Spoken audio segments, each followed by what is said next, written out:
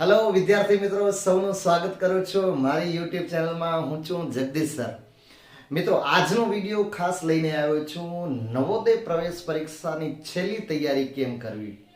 કારણ કે જવાહર નવોદય વિદ્યાલય પ્રવેશ પરીક્ષા વર્ષ 2025 ને માત્ર અને માત્ર 1 મહિનો અને થોડાક દિવસો જ્યારે આ વિડિયો ઉતારી રહ્યો છું ત્યારે 1 મહિનો અને થોડાક દિવસો બાકી રહ્યા છે।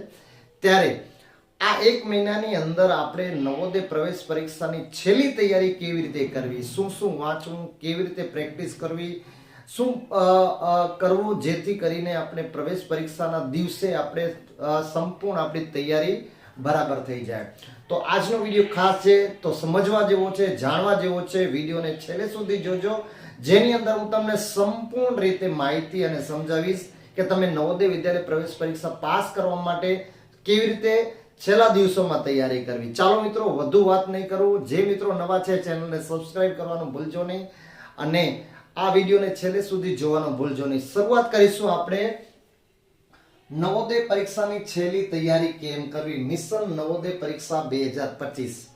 સૌથી પહેલો મુદ્દો અને મહત્વનો મુદ્દો મોડલ પ્રશ્નપત્રો અને જૂના પ્રશ્નપત્રોની પ્રેક્ટિસ કરવી। મિત્રો આપ સૌ જાણો છો કે નવોદય ઓનલાઈન કોચિંગ એટલે મારા દ્વારા જે નવોદય ઓનલાઈન કોચિંગમાં જે વિદ્યાર્થી મિત્રો મારી સાથે છેલ્લા 6 મહિનાથી જોડાયેલા છે, છેલ્લા 6 મહિનાથી જે મિત્રો પ્રેક્ટિસ કરી રહ્યા છે, ડેલી આપણે એક વિડિયો એટલે પ્રકરણ વાઇઝ વિડિયો પદ્ધતિસર આપણે તૈયારી કરી રહ્યા છે। આપ સૌ જાણો છો, જે વાલીઓ અને વિદ્યાર્થી મિત્રો મારો વિડિયો જોઈ રહ્યા હો તો તમે સૌને ખ્યાલ છે કે ગ્રુપમાં આપણે એક આપણા જે WhatsApp ગ્રુપમાં જે આપણે શરૂઆતથી કરીને પ્રકરણ 1 થી કરીને અત્યાર સુધીના જે પ્રકરણો છે એમાં આપણે પદ્ધતિસર જઈ રહ્યા છીએ। જેમાં પ્રકરણ 1 થી કરીને અત્યાર સુધીના પ્રકરણમાં સ્વાધ્યાય કાર્ય સહિત એક પહેલું પ્રકરણ આપણે ચાલુ કર્યું તો એનું પ્રકરણની સમજ અને ત્યારબાદ આપણે એના સ્વાધ્યાય કાર્યની સમજ, એવી રીતે દરરોજ આપણે પ્રકરણ પ્રમાણે વિડિયો અને દરરોજ એ પ્રકરણના આધારિત ક્વિઝ, માત્ર અને માત્ર ગણિત વિભાગ નહીં પણ આકૃતિ વિભાગ અને ભાષા વિભાગ, ફકરાઓ અને આપણે સંપૂર્ણ અભ્યાસક્રમ પૂર્ણ કર્યો છે।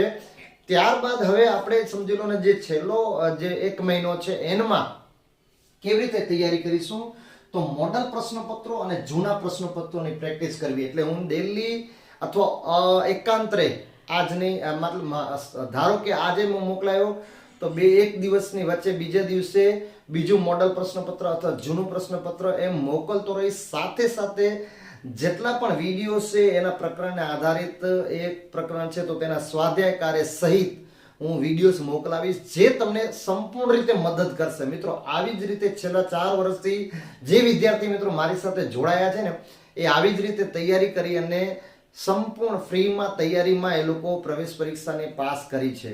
તો આપ પણ જો પ્રવેશ પરીક્ષા પાસ કરવા માંગતા હો તો આવી રીતે જો તમે જશો તો હું માનું છું કે તમને લગભગ તમારી તૈયારી સંપૂર્ણ સારી રીતે થઈ જશે। તો મોડલ પ્રશ્નપત્રો હું મોકલીશ, એના સિવાય મેં અગાઉ પણ PDF પ્રશ્નપત્રો મોકલ્યા છે પ્રકરણ પ્રમાણે। એ પ્રકરણ પ્રમાણેના જે પ્રશ્નપત્રો છે એના પણ તમે પ્રેક્ટિસ કરજો।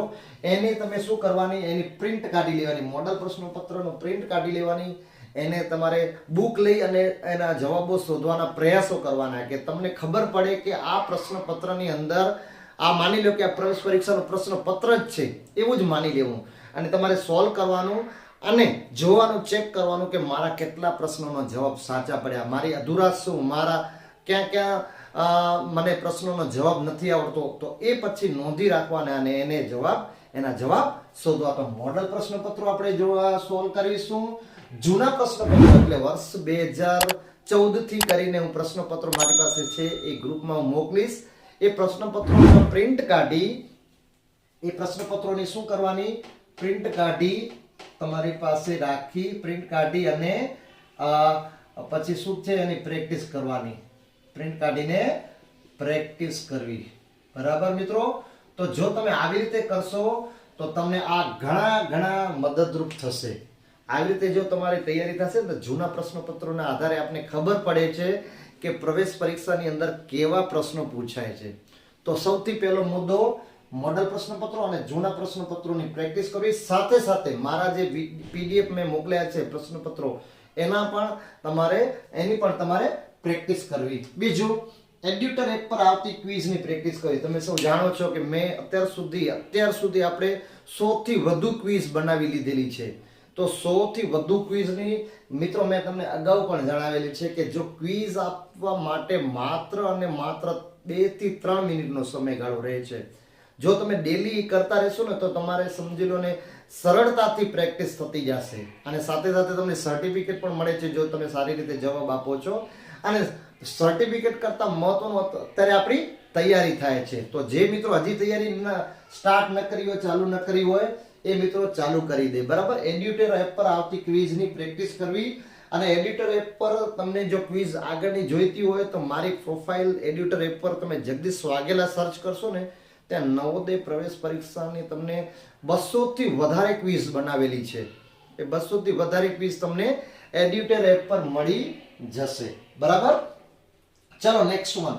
વધુમાં વધુ સમય આપી પ્રેક્ટિસ કરવી. હવે તમારે છેલ્લો 1 મહિનો છે ને મિત્રો, વધુ સમય જ્યારે તમે શાળાએથી ઘરે આવો ત્યારે ફ્રેશ થઈ અને રમવાનું બહુ ઓછું, મોબાઈલ ઉપયોગ મતલબ મોબાઈલ ઇન ધ સેન્સ કે ગેમ્સ કે બીજી બધી પ્રવૃત્તિઓમાં મોબાઈલ નહીં જોવાનો, માત્ર અને માત્ર આના માટે પ્રેક્ટિસ કરવાની. વધુમાં વધુ સમય આના માટે આપવો. બરાબર, પ્રકરણ પ્રમાણે વિડીયો સમજી પ્રેક્ટિસ કરવી. આપણા જેટલા પણ અત્યાર સુધીના પ્રકરણ આપણે અભ્યાસ કર્યો છે એ બધા પ્રકરણના વિડીયો મેં ગ્રુપમાં મોકલાયેલા છે અને મારી યુટ્યુબ ચેનલ પર તમને બધા પ્રકરણ વાઇઝ એક પ્રકરણના 3 4 વિડીયોઝ ઓલરેડી આપણે સમજી ગયા છે. એના વિડીયોઝ પ્લેલિસ્ટ બનાવેલી છે, ત્યાંથી તમે એ પ્રકરણના વિડીયોઝ તમે જોઈ અને પદ્ધતિસરથી તમે સમજી શકો. જો તમને હજી પણ ક્યાંક સમજાયું ન હોય તો.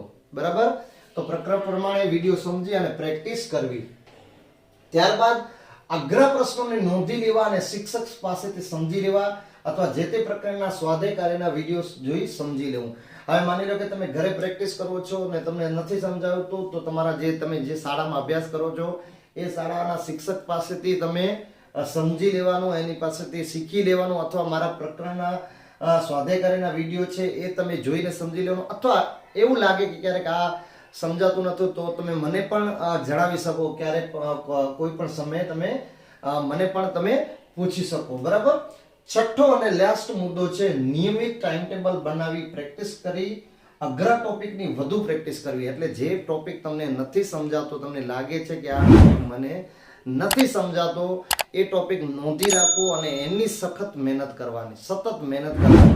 બરાબર છે મિત્રો, તો આ હતા ખાસ મહત્વના મુદ્દા. મિત્રો આગળ આપણે હજી જ્યારે આપણે 1 મહિનો બાકી છે ત્યારે પરીક્ષામાં કેમ લખવું, OMR શીટ કેવી રીતે ભરવી, તેમજ તમામે તમામ તમને માહિતી મારા જે આપણા જે ગ્રુપ છે, આપણું જે વોટ્સઅપ ગ્રુપ છે નવોદય ઓનલાઈન ફ્રી કોચિંગ, એની અંદર હું તમને આપતો રહીશ અને એના માધ્યમથી આપણે છેલ્લે સુધી સંપૂર્ણ તૈયારી કરતા રહેશું. બરાબર છે મિત્રો, તો જો તમે આવી રીતે નવોદય પ્રવેશ પરીક્ષાની તૈયારી છેલ્લી ઘડીએ કરશો, 1 મહિના છેલ્લા 1 મહિનામાં, તો હું માનું છું કે તમને સફળતા ચોક્કસ અને ચોક્કસ મળશે. તો આશા રાખો મિત્રો, જે મેં તમને આજના વિડીયોમાં જે સમજાયું તે તમને બરાબર સમજાઈ ગયું હશે. જો વિડીયો ગમ્યો હોય, માહિતી સારી લાગી હોય તો તમારા અન્ય મિત્રોને આ વિડીયો શેર કરજો. અને મિત્રો ખાસ આ મુદ્દા પ્રમાણે આવી રીતે જો તમે તૈયારી કરશો, છેલ્લી તૈયારી, તો નવોદય પ્રવેશ પરીક્ષામાં તમને સંપૂર્ણ રીતે સરળતાથી તમે પરીક્ષા આપી શકશો. બરાબર છે મિત્રો, મળીશું નેક્સ્ટ વિડીયોમાં આવી જ માહિતી સાથે. ત્યાં સુધી ધન્યવાદ, થેન્ક યુ.